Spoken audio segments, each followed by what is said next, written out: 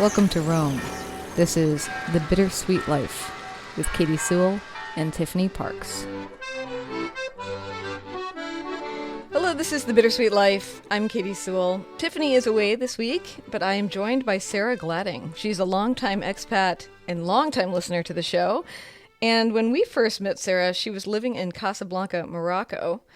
She and her husband are both teachers in international schools, and they even started their family while living abroad, letting us and the rest of the Bittersweet Life community listen in on their lives from time to time, because one thing I love about Sara is that she has never been shy about sending us tape, which I encourage the rest of you to follow her example, because I have loved listening in on her life over the years. And if you heard the episode about stayers, goers, and newbies, that topic was suggested by Sara, and she has recently found herself living in all of those positions, and she's joining us to talk about it. Sara, thanks for being here. Thank you. I'm very excited and definitely starstruck to be here. So thank you so much for having me. Oh, thanks. It's so good to finally have you. I feel like because you've given me so many great snapshots of your life over the years, like I can remember you sending us a piece of tape where you wanted to give us some comments and you were going to type them out, but you had a brand new newborn. And so you decided to talk it to us instead. And we could hear the baby in the background, which was fantastic. And you also sent us, I believe, the call to prayer during Mhm. the pandemic During lockdown. Ramadan. Yep. And then, of course, most recently, you were sending me not an audio message this time, but a written message about all the changes going on in your life. And that's what I'm hoping we can talk about. But I thought we could break it down by touching on each one of those expat positions, the stayer, the goer, and the newbie, and how that is fitting into your personal experience. So Yeah. let's start with the stayer. Okay. So when we met you, like I said, you were living in Morocco. When did you move to Morocco, and why did you choose to go there? So that's kind of the newbie part as well for when we first came to Morocco. Mm-hmm. We moved to Morocco in August of 2018. My husband and I had actually met in France, so we weren't entirely new to living abroad. And we knew we wanted to get back abroad. We had spent a bit longer than we had originally planned to be back in the States. And we had been living in North Carolina for 5 years. He was teaching French. We had met in France. We were both teaching English. And then he went back and got his master's to teach French. I was working for public radio, which is a great connection to the show. Yes. But we were feeling too settled. We were kind of at the age, I was almost 30. We were at the age where his childhood friends were moving back because we were living in his hometown and they were moving back and having kids and buying houses. And it just felt like if we don't go now, we're never gonna go. And Mm-hmm. I had a lot of like existential dread of getting stuck, which I don't mean to sound negative towards America, but I knew I wanted to live abroad again. My family had hosted exchange students when I was in high school, each for a whole school year. And so I always knew I wanted to live abroad. I'd studied abroad in university and then I'd lived in France teaching English. And we had all these pictures of France up in our house and like posters in French. My husband was a French teacher. And at one point, we had a French student who was studying it over for dinner. And I just felt like we've turned into this old married couple that used to live abroad and then had their photo album of all the things and like relives le bon vieux temps, like the good old days, Uh-huh. but didn't actually do it. And I was really scared that we were just going to settle there, that if we started our family there, we would never go. And we actually were trying to start a family there at the time. So it that all felt very real. And then there are a bunch of snow days in North Carolina because they close school whenever there's even the tiniest bit of snow. And I'm from Colorado, so I judged them a lot for that. But my husband at one point had like several snow days in a row, and he spent them applying to international schools kind of on a whim. And he got offered a job in Casablanca, Morocco, which we had never been and hadn't Wow. really been on our radar, but it was where he got offered a job. And then they agreed to take me on to do marketing because I had worked in membership and fundraising for public radio. Mm-hmm. And so we went. Just, it was such a strange timeline for me less so for my husband because he was teaching, but Mm-hmm. we made the decision in March and then we didn't move until August. So I had a hard time. Do I tell people at my work? It's so far above any notice that you would give in a job that's not education. But I ended up telling them, I think in April, and then having this really strange few months where I was still working there, but knowing I was moving abroad. So I think that was harder than this transition we've just lived right now because now we are in international education. So we were on the cycle, and Mm. that was an easier time to move than kind of from a settled life in the US to moving abroad on a school calendar where you have like this really long notice. I think that that's actually part of, as we've thought about the stayers, goers, and newbies, that's something we've thought about a lot is what a strange headspace it is because you have to make the decision in October if you're going Mm. to renew or not at most international schools. So Mm. the school year starts, and then you're either becoming a goer and you're kind of mentally elsewhere for the whole school year, or you're committing to stay another full year. And Mm. then joining it, from the outside, we had made that decision in March, but then the job wouldn't start until late August.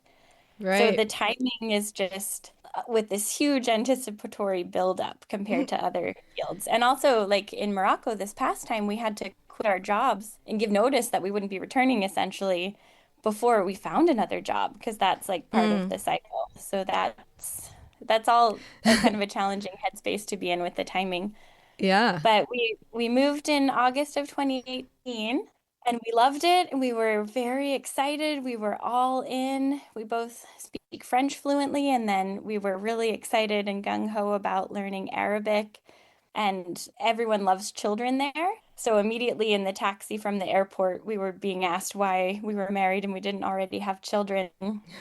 And then as if by magic, maybe something about Morocco, our first child was a surprise, and I found out that I was pregnant about 6 weeks after we had moved there. Wow. So it was just a lot to process at once. Being in this new place, I thought that I had like traveler's stomach symptoms, but I was actually pregnant with our eldest child. So that was a whirlwind. And then that same year, I decided that I wanted to teach because I didn't really like doing marketing for a school. It felt very different from public media because public radio is just so transparent and authentic. And even a nonprofit school doesn't quite have that same level of transparency. You're not like talking directly to one person the way you are in public radio fundraising. You're really looking to these very wealthy families that you're trying to convince to come to the school, and it just didn't have the same feel and it wasn't really for me. So Hmm. I had always been interested in teaching and I decided to do my student teaching, and the school was very flexible. So I did an online certification program and my student teaching while I was pregnant our first year in Morocco while working the marketing job. Wow. So it was kind of all the change all at once that first year. It Yeah, was an intense year of being a newbie. for sure. Wow. I mean, at least that long lead time gave you some, since you had never really thought about living in Morocco prior, did it give you a chance to like research it at least, knowing that you were going to be going 9 months later? Yeah, it definitely did. And one of the people who worked at the school had kept a really amazing blog. So I read the whole blog during that lead time, and that really helped paint a good picture. There were a couple books like The Caliph's House, Yeah. and then we didn't watch a lot of movies or anything, but just kind of reading blogs, looking at pictures. We went out and watched the Hollywood version of Casablanca to Right. celebrate that Oh, spring once we had made the decision. We saw that at like an independent theater, so that was really nice. that's cute. I was actually thinking, like, before you and I got on, I'm like, what does the average American know about Casablanca? And I'm like, that's about it. And that Humphrey that Bogart was movie there. Yeah. and the movie's not very accurate because the landscape they're describing is probably Tangier and not Casablanca. Hmm. But Casablanca sounded more romantic, I think, for the title. For sure. Well, what was it like for you to, like, as a newbie? You guys haven't really become stayers yet. What was it like for you to give birth abroad so quickly after making that transition? Yeah, in some ways it helped really integrate us into the stayers culture there, which is probably part of why we stayed for so long. Because all of the people who already had kids were just so generous and so welcoming. it was really, really isolating in the beginning before I shared the news about the pregnancy because I was exhausted and we stopped going to all the social things that the other new staff were going to. Mm-hmm. So there were a couple months that were pretty lonely. But then once I shared, everyone who had kids, especially if they'd had kids in Morocco, was just like incredibly generous and would have us over, gave us baby clothes, gave us a crib, gave us pretty much everything we needed. Mm-hmm. And then one of them was training to be like a doula. So she really helped and helped us find a doctor, helped give us a huge list of everything we would need at the hospital because it is very different. It's very like the our doctor was really wonderful in a private hospital, but the nursing staff and also like what's supplied is just very different. It's a big culture clash. For example, she gave Yeah. us a list and it had bring hand soap for the sink in your bathroom and bring Oh. pillows for like your partner because they won't have that if they're going to stay over. Bring pillows and a blanket, bring pads and diapers because they don't provide that. Bring Advil because they don't provide that. Mm-hmm. So it was really helpful to have had someone who had been through it. She'd actually had three kids in Morocco, so that was hugely helpful. And Mm-hmm. we had her on the phone and things the day of. Well, And she connected us with a really wonderful doctor. So that part, that's great. that doctor was great. Yeah, I mean, as you know, we've talked about on the show some that sometimes, I think we just talked about it recently, that sometimes a hospital, a perfectly competent hospital in a different country can feel not as safe just because it Hmm. looks different and because they operate in different ways, not because they don't know what they're doing. But did you feel Yeah. safe in that experience, given that you were still so new to the country? Um, Once I switched doctors, I started with a different doctor, and that felt very foreign in a lot of ways and like more invasive in the checks and things than would have been culturally customary in America. Mm-hmm. And then once I switched to a doctor who was a bit more international, he had studied in France and he delivered a lot of babies for international families. That felt much better. And he was also way more open to what I wanted and my priorities for the birth. And he even really held us to them and held the nursing staff to them.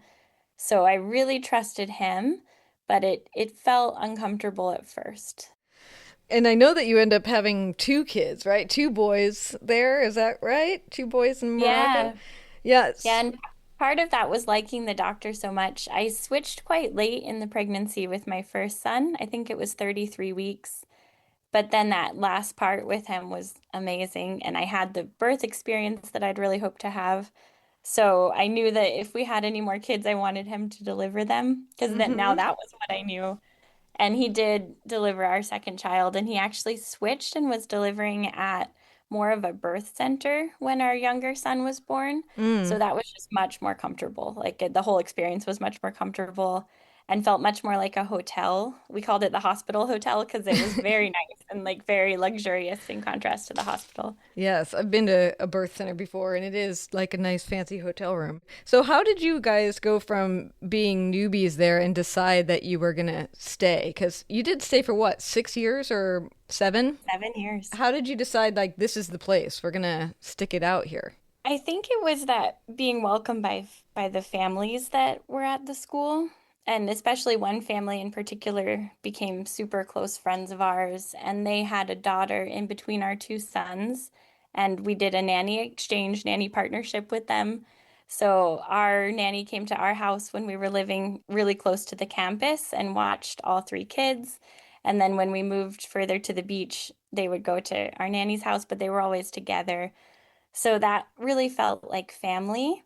And we would have holidays with them and have Thanksgiving, and they have four kids. So seeing our kids with all these kids of different ages that felt like cousins, that became family. And that was a really large part of why we stayed. So that raises the question for me is how in the world, if you're in that circumstance, and I don't know if, I guess I didn't ask, when you went abroad, were you thinking like, we're going to go abroad for good? Like, we're never going to live in the US again, kind of like Tiffany did? Or were you good, like, this is the experience we want to have before we come home again?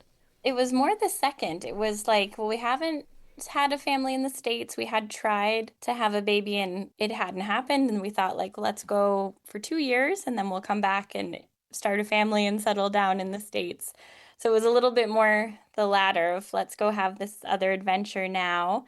And then maybe when our kids are much older, we'll go abroad again. But we ended up starting our family there, and there were lots of beautiful things that we loved about it.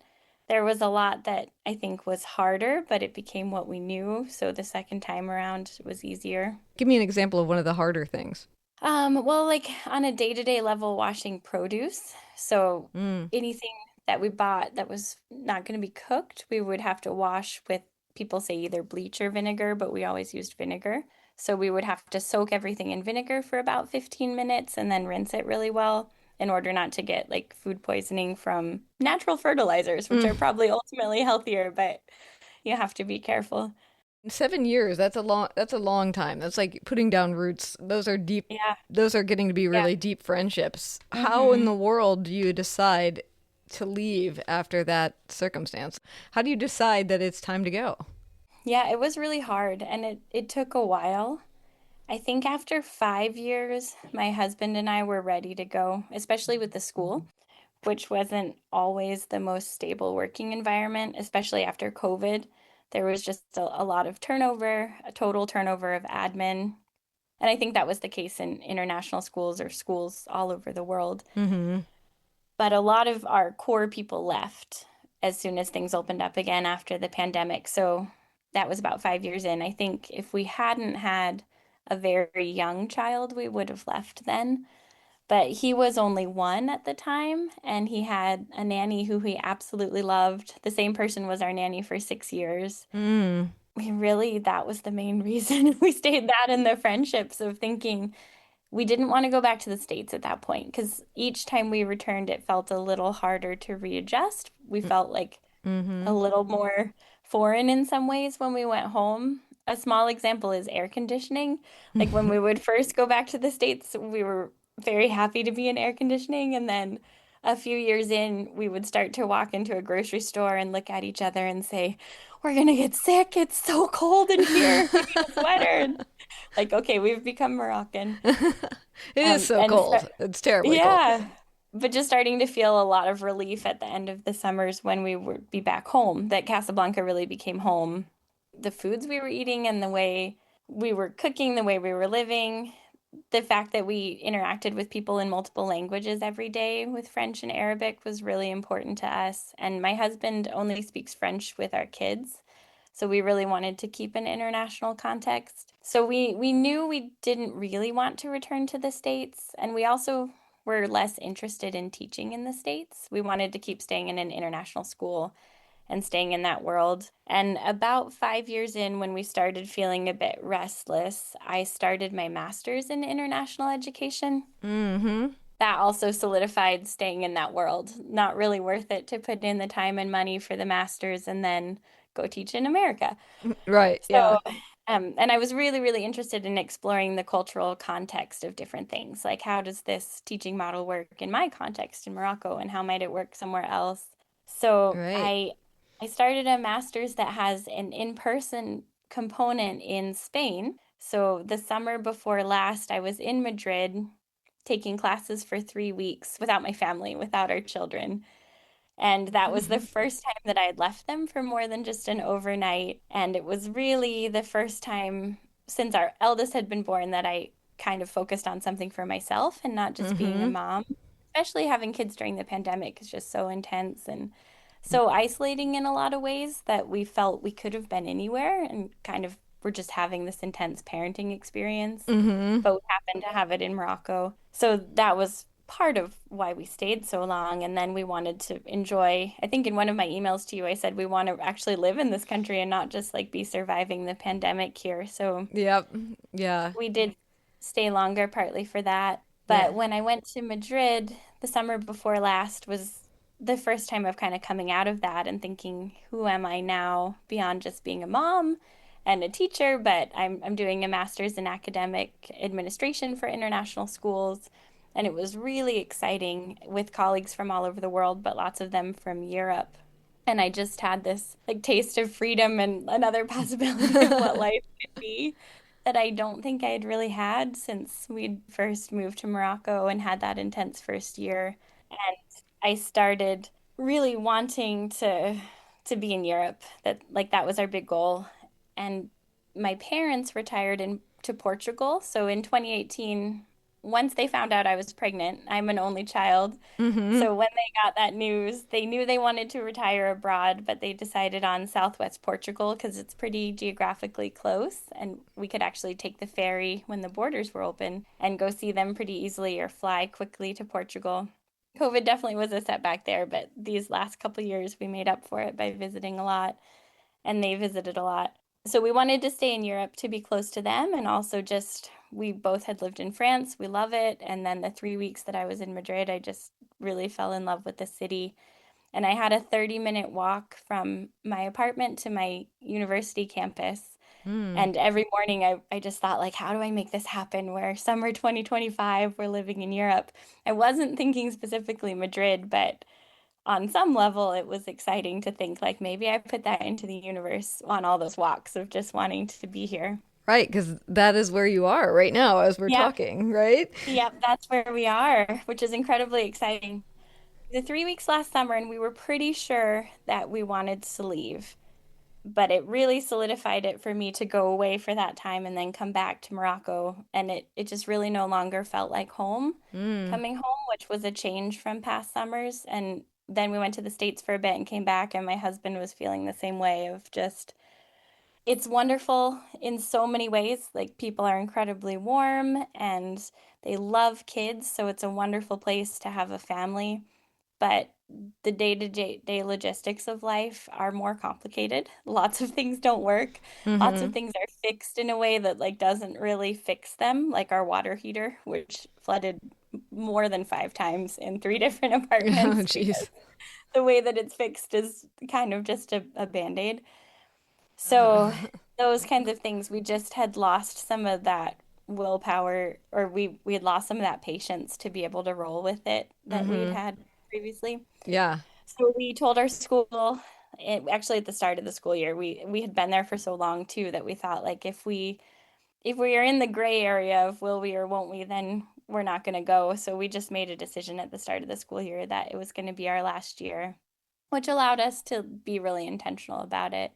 It was hard. So we definitely switched at the start of last school year to being goers. And Yeah. part of that was not getting to know the new staff in the way that we had every year prior, because there's always a churn of people coming and going. And it did feel more isolating and that we were kind of looking towards the future the whole year. Like it did make the school year, I think for me, my most challenging year there. My husband probably the last two because he was ready to be a goer the Yeah. last two school years there. Yeah. But it did make it hard to make that decision in the fall and then get through the whole school year. Yeah, I mean, because it's almost like, and I had this experience in a small way in leaving Rome, where, like we've talked about on the show, I found that at the closer my departure date came, the less people were interested in getting to know me any further. You know, it was just Hmm. sort of over. And here you have this long goodbye where you're sort of, like you said, you're not purposely spending time with the new people coming to make sure you have friends going forward. So, did it just feel like a limbo period? What was that like for you? Yeah, it definitely felt like a limbo period. And it felt like each big event was the last. So that last Thanksgiving with those really close friends, even though we would be there for a long time, felt really emotional. Mm, And especially in the spring, all the last things with my kids, my son's last birthday party there was really emotional for me because he turned 6 and he was mm-hmm. born there. Yeah. And we had so many people to celebrate his birthday with who he loved. And like that was so hard of thinking. I was sending messages to a friend who had left the year prior saying, like, am I making the right decision? My kids are so happy. And they were, like, the kids were always so happy there. So Mm-hmm. that was really hard to take them from a place where they were really doing well Yeah. and then upend their world. And they've been telling people here that they're Moroccan. So like that's all they know. That's They don't true. That's really, true. That's their yeah. house, their home. Yeah. Yeah, and our kids both speak French, but our youngest also speaks Arabic because he started going to his nanny's house 2 years ago Mm-hmm. instead of coming to our house. And his last day at her house was super emotional, and he was giving the two kisses. He's only 3, but like giving 2 kisses, one on each cheek to her whole family. And he loves all the Moroccan food. So it did really feel like we were taking him from a place where he really belonged. Mm-hmm. And we went to a Moroccan restaurant this past weekend because friends from Casablanca are here in Madrid right now.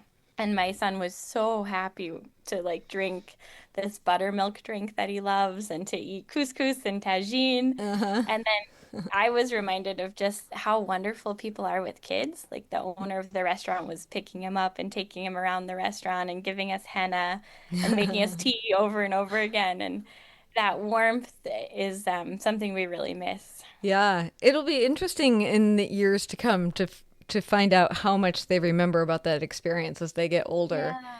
I have a theory, if it makes you feel any better, that just based on my own life, that it doesn't hurt to move a kid around the ages of 3 or 4, because it Yeah. helps them identify what their earliest memories are. If his earliest memories are of Morocco, and then he moved at 3, he knows that everything he remembers was prior to 3, which is, I think, sort of fun because then it puts it like locks it in a particular place when he's thinking Yeah. over his life. Yeah.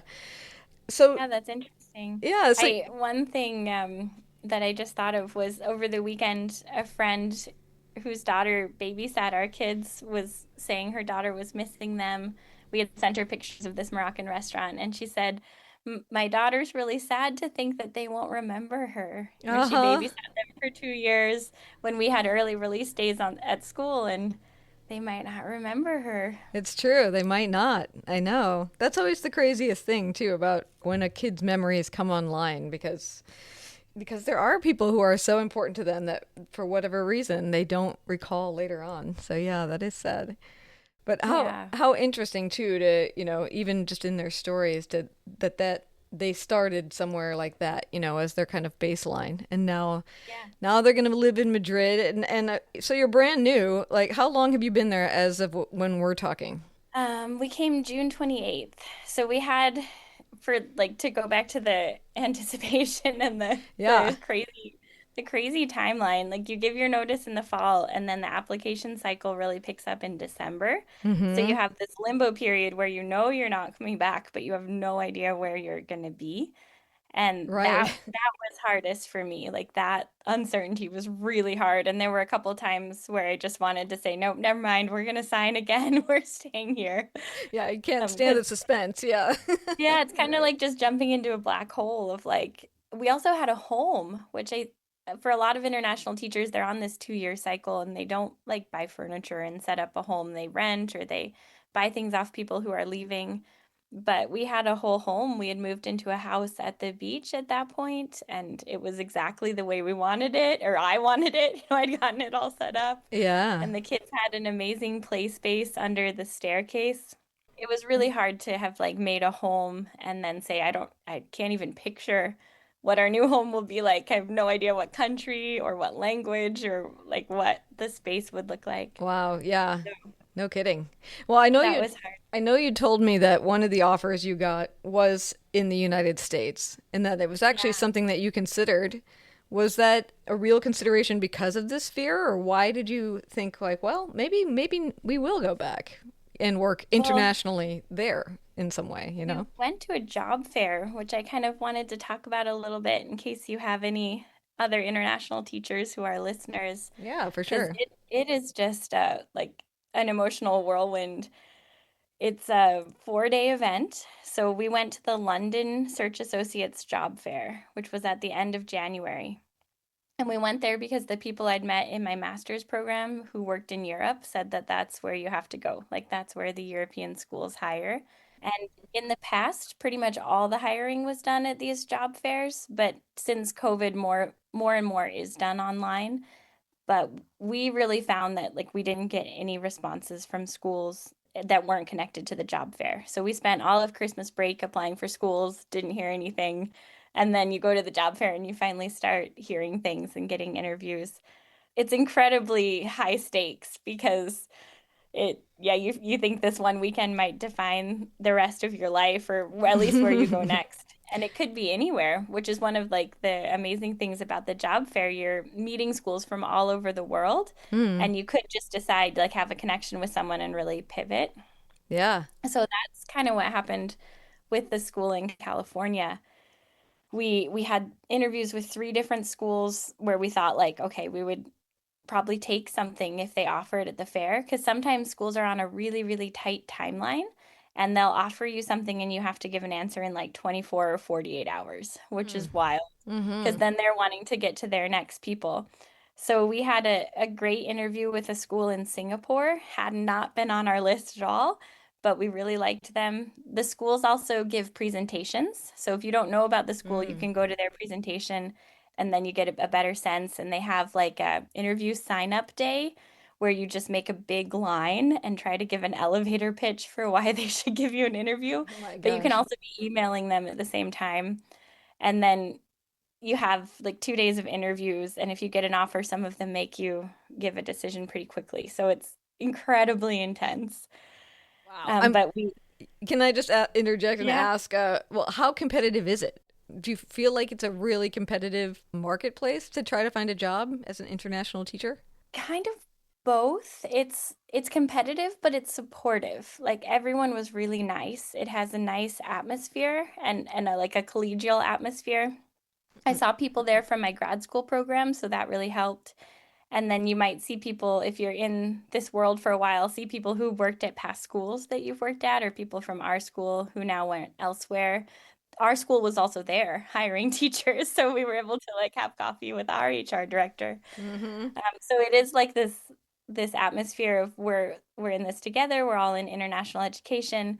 There's also like PD at the conferences, so if you could go just to network, or if you get an offer right away, you could just kind of enjoy the rest of the weekend and go to the PD. So there's that feeling like a really big conference, but Mm. then it is competitive, especially for Europe. The lines were 50 plus people back at interview sign up to try to get interviews. Wow. And then there's just a lot. Like I know that American School of Madrid had maybe over 300 applications for one position. Wow. We're not at the American School of Madrid. And actually, I don't know if we should put our school name, so I won't Yeah, yeah, we I don't won't we don't name have to talk schools if about where you actually are. Yeah. But okay, you but like both one other school in Madrid had about 300 people for one application or wow. one opening. But you both ended up getting a job at the same school in Madrid? Yeah, so the other thing that's hard is being a teaching couple, you have to apply jointly. So the platform lets you see Oh. schools where you both match, your teaching qualifications both match with an opening. So we had that at the school in Singapore, at this school in California, and then our school in Madrid where we ended up. And we ended up getting offers at both the school in California and the school in Madrid. But the Madrid timeline was more drawn out. So it took another 10 days of remote interviews to get this one. Mm-hmm. And at the same time, we'd already had the offer from California. And that was really hard. We had not been expecting to move back to the States. It was not on our priority list at all. And when the plane was landing in London and I was talking with my husband about our expectations, he said, I hope we have a choice. I hope we don't just get one offer. I hope we have a choice. And I kept thinking about that because the choice ended up being so agonizing and like really, really hard for months even. But we Right. ended up with a choice. And my husband's dream school was the school in California. It has a French immersion program that he would have taught in and our boys would have gone to. So it was an international school, but in the US. Mm-hmm. And it was really he's a language teacher. It was his language teaching dream school. He would have been teaching French. Our kids would have been in French immersion. And he's spoken French to them their whole lives. So that was really, really hard to turn down. But our school that we're at is more my dream school, Mm-hmm. and my parents are close by. Yeah. So it was about 2 weeks of back. The California school really graciously gave us 2 weeks. And it was 2 weeks of back and forth. And it ultimately came down to wanting my parents to be really involved in our kids' day-to-day lives. So Mm-hmm. my parents are here for 5 weeks right now to help us get started with the school year and they're Wow. going to come often. They helped us rent a bit of a bigger apartment in Madrid so that they can be close. and we can have like more of this intergenerational living with them. And I am an only child, so it's really important to me, but it was really hard. It Yeah. was a really hard decision. I could see And then it was, that. Your poor parents, though, if they retired to Portugal and then you had gone yeah, back to California, they would be like, what? Wait a minute, what the heck? Yeah. I know. I know. It was definitely part of it. But it also was really complicated to get our visas for Spain, especially the kids' visas. Mm. So there was a couple months in the spring where we didn't know if we were going to be able to come to Spain.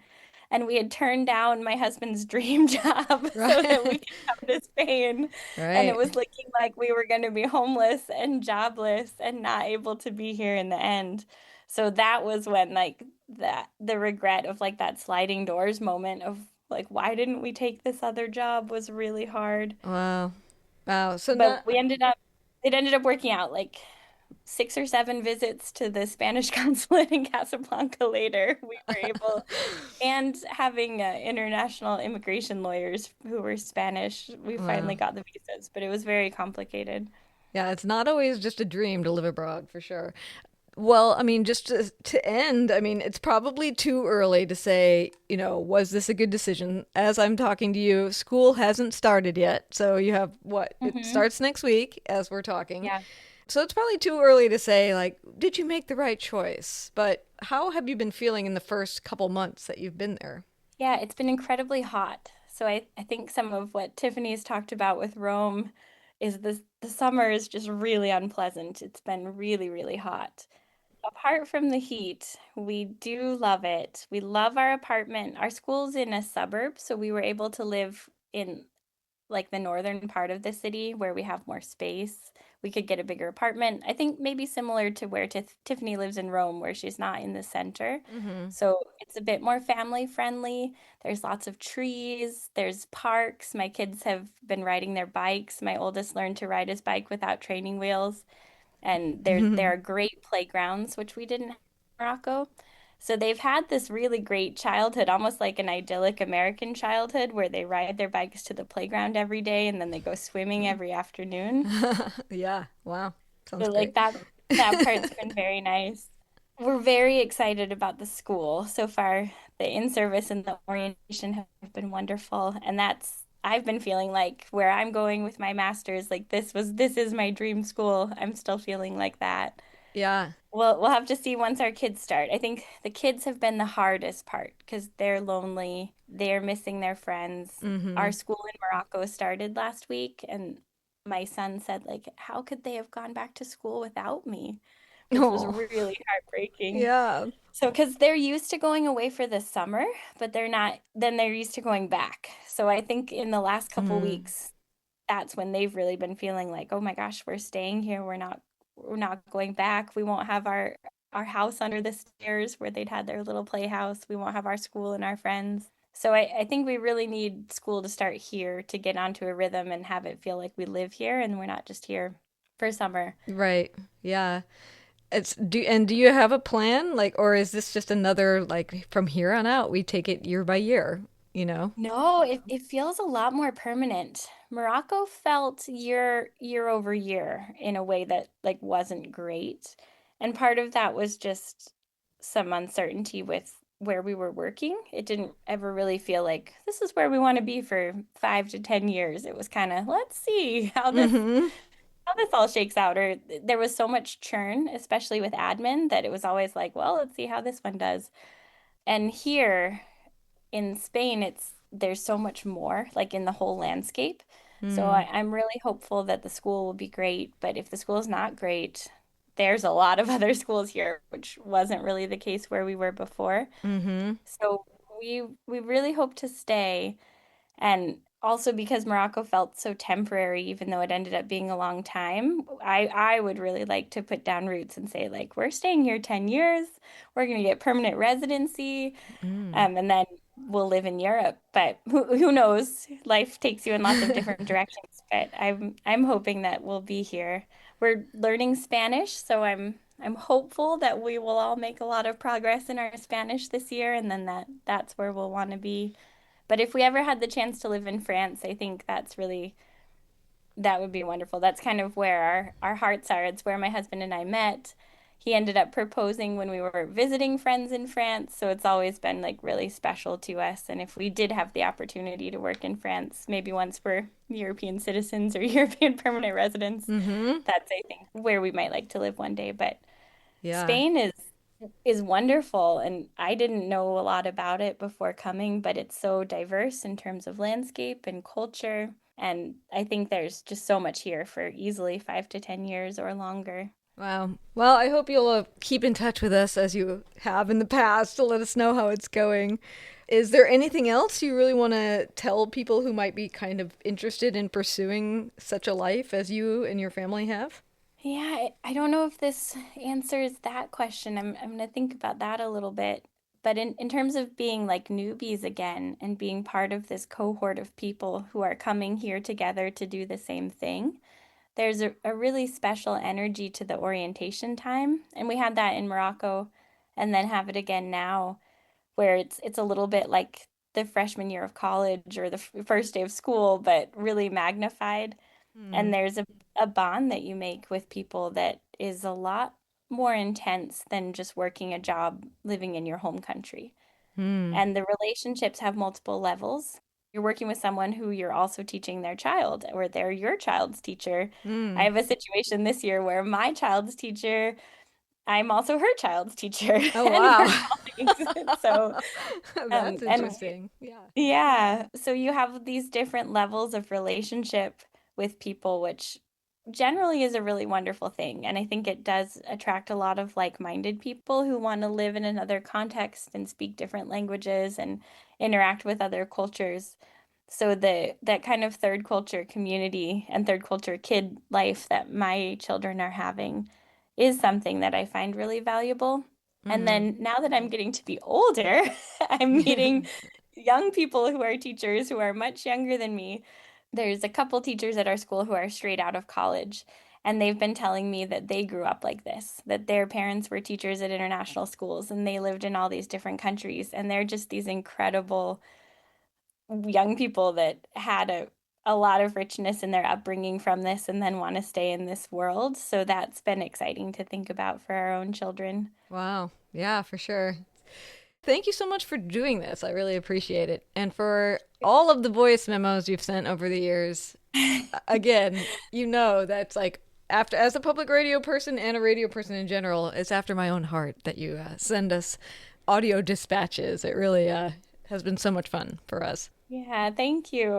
I'll try to keep doing that. And I know my kids were really excited to be on some in the past, so I know. I'll have them do some more in the future. I still have the little clip of them saying hi to us. Maybe I'll end this episode with them with their excited voices saying hello, hi Katie, hi Tiffany, because it's just Yeah, that would be really great. And that was at this moment when we had just started our search and we'd had our first conversation with a school in Portugal, and that didn't end up being where we went, but that was kind of this moment when we became goers. So wow, that was some of that excitement of them saying hi to you, and we thought, we're doing this, we're making this international move. so cool. All right, well, we'll leave it there. And until next time, this is The Bittersweet Life. I'm Katie Sewell. Talk to you next week. Bye.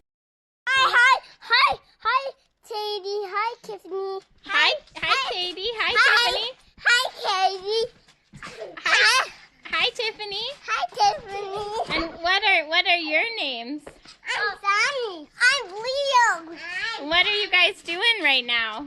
Jumping. Jumping on a trampoline? We welcome your feedback, show topic ideas, or questions. You can always reach the show by emailing bittersweetlifepodcast@gmail.com or through thebittersweetlife.net.